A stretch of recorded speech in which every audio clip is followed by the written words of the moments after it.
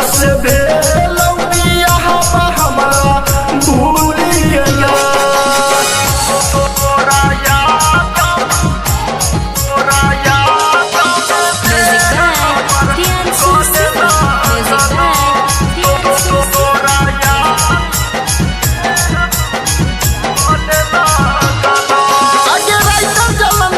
छोड़ी के गेले अनस बुआई संगे धोखा जे केले